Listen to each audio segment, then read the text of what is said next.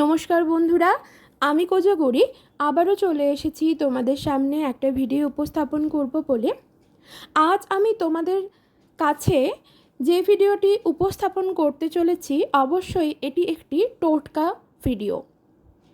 এটি একটি রামবাণ টোটকা। বন্ধুরা, তোমাদের পরিবারে কি এমন পরিস্থিতির সম্মুখীন হতে হচ্ছে? পরিবারের কোনো মানুষই কি একেবারেই ভালো নেই? ধরো, যখন আমাদের কারোর সময় খারাপ যায় আমরা সেটা কিন্তু গ্রহচক্রের দোষ হিসেবে ধরি। সবার তো আর একসাথে গ্রহচক্রের দোষ ধরা দেবে না। তার মানে যখন দেখছো বাড়ির প্রতিটি সদস্যের মধ্যে সম্পর্ক ভালো নেই, শরীর ভালো নেই, দিব্যি চলছিল তোমাদের সংসার, হঠাৎ সংসারের মধ্যে টালমাটাল দেখা দিচ্ছে, তখন জানবে নিশ্চয়ই তোমাদের বাড়ির ওপর বা তোমাদের বাড়ির প্রতিটি সদস্যের ওপর নিশ্চয়ই কুনজর পড়েছে। বন্ধুরা, আমরা যখন কখনো দেখি যে হঠাৎ করে আমাদের জীবনে একটা ঝড় এলো, সব কিছু টালমাটাল করে দিল, কোনো কিছুই আমরা ঠিকভাবে সম্পন্ন করতে পারছি না, সেক্ষেত্রে কিন্তু আমরা এটা বলতেই পারি যে কিছু সময় গ্রহের হেরফেরে অর্থাৎ গ্রহচক্রের দোষের কারণে এই জিনিসটি আমাদের মধ্যে হয়ে থাকে। কিন্তু যখন পরিবারের বেশিরভাগ মানুষ অর্থাৎ প্রায় প্রতিটি সদস্যের মধ্যেই যখন এই সমস্যাটি তৈরি হয়, হঠাৎ দেখবে বেশ দিব্যি চলছিল, সব কিছুই ঠিকঠাক চলছিল, হঠাৎ করে পরিবারের কিছু কিছু সদস্য অসুস্থ হয়ে পড়ছে, কিছু সদস্যের অর্থের টালমাটাল দেখা যাচ্ছে, বা একে অপরের সঙ্গে অন্যথায় ঝগড়া বেঁধে যাচ্ছে। সেক্ষেত্রে বন্ধুরা, আমাদেরকে বুঝতে হবে নিশ্চয়ই পরিবারের মধ্যে কুনজর পড়েছে। এর জন্য তোমাদের কাছে একটা ছোট্ট টোটকা, রামবাণ টোটকা তোমাদের সাথে শেয়ার করব, যেটা তোমাদেরকে সম্পন্ন করতে হবে শনিবার দিন।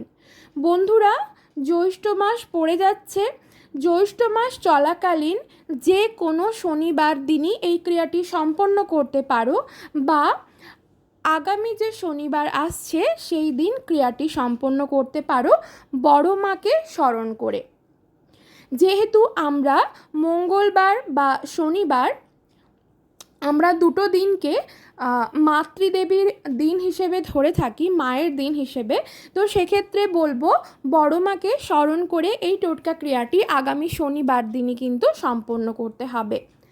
কি সেই বিশেষ টোটকা ক্রিয়া অবশ্যই তোমাদের জানাবো, কিন্তু চলো তার আগে একটু আমার চ্যানেলের ইন্ট্রোটা দিয়ে ফেলি। বন্ধুরা, আমি ওমের মা চ্যানেলে তোমাদের আবারও সুস্বাগতম। আশা করি সকলে খুব ভালো আছো, সুস্থও আছো, আমিও ভালো আছি।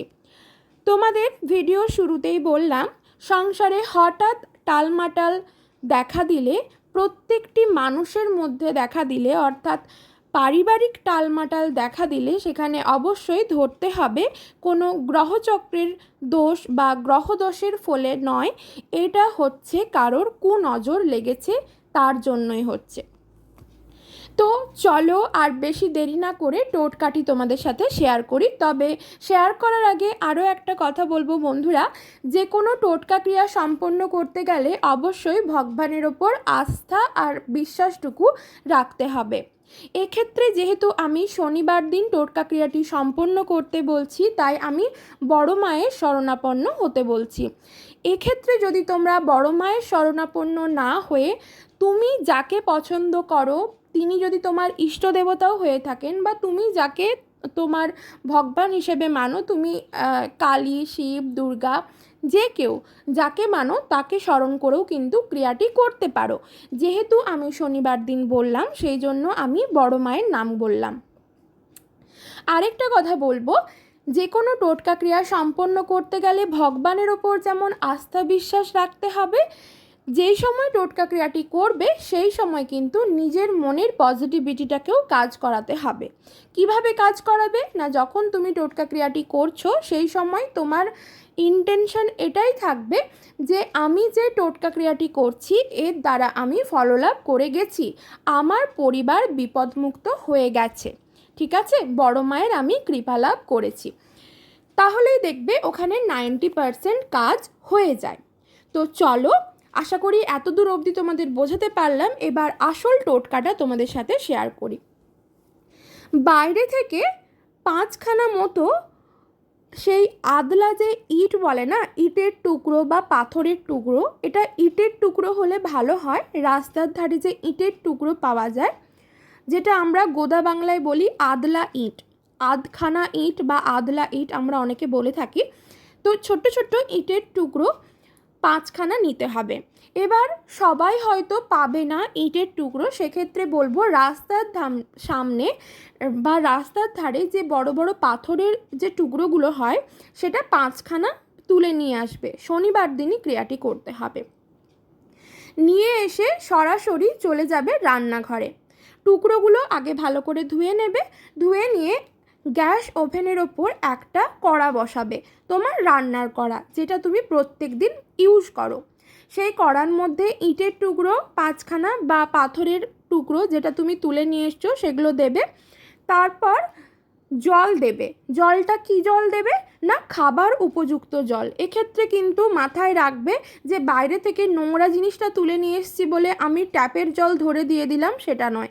যে জল তুমি পান করো অর্থাৎ খাবার উপযুক্ত জল, সেটাই কিন্তু সেই কড়ার মধ্যে দিতে হবে এবং তার মধ্যে ইটের টুকরো বা পাথরের টুকরো যে 5খানা বললাম সেগুলো দিতে হবে।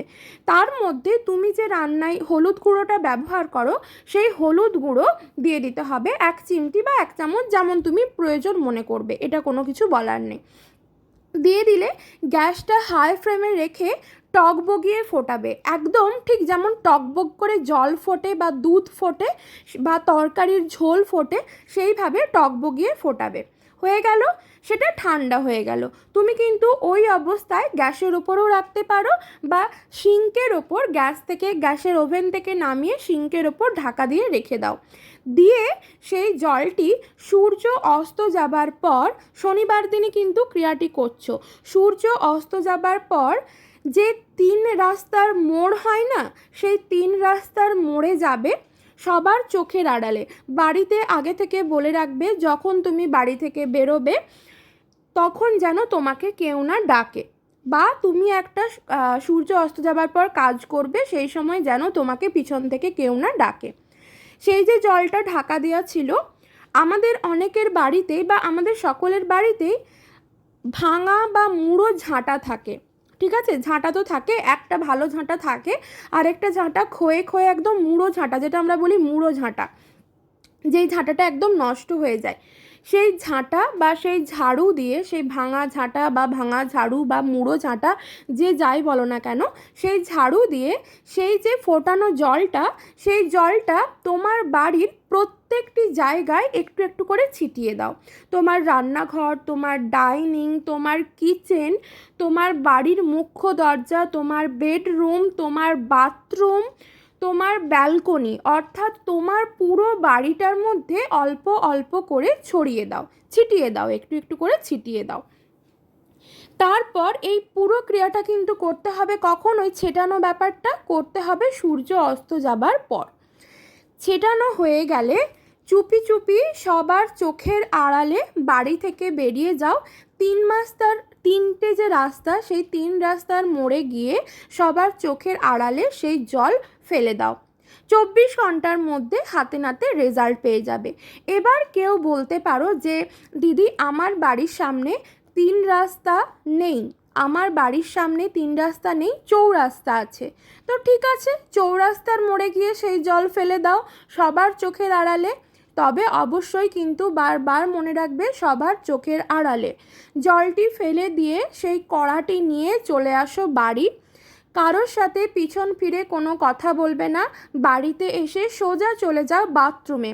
বাথরুমে ভালো করে হাত পা ধুয়ে নাও, সেই কড়াটিও ধুয়ে নাও, সেই মুড়ো ঝাঁটাটি সেখানেই কিন্তু ফেলে চলে আসো। যেখানে 4 মাথার রাস্তা বা 3 মাথার রাস্তা যেখানে ফেলেছো সেখানে জল সমেত ওই ঝাঁটাটাও ফেলে দাও এক সাইডে। তারপর বাড়ি চলে আসো, বাড়ি এসে হাত পা ধুয়ে নাও, কড়াটিও ধুয়ে নাও, তারপর জামা কাপড় ছেড়ে নাও, তারপর ঠাকুর ঘরে গিয়ে প্রণাম করো যে মা আমি তোমার দ্বারা উপকৃত হয়ে গেছি, আমি তোমার দ্বারা ফললাভ করেছি, সবাইকে তুমি ভালো রেখো। বাস এই ক্রিয়াটি করো, সবার চোখের আড়ালে করো, কেউ যেন না পিছন থেকে ডাকে। ভালো থেকো, সুস্থ থেকো।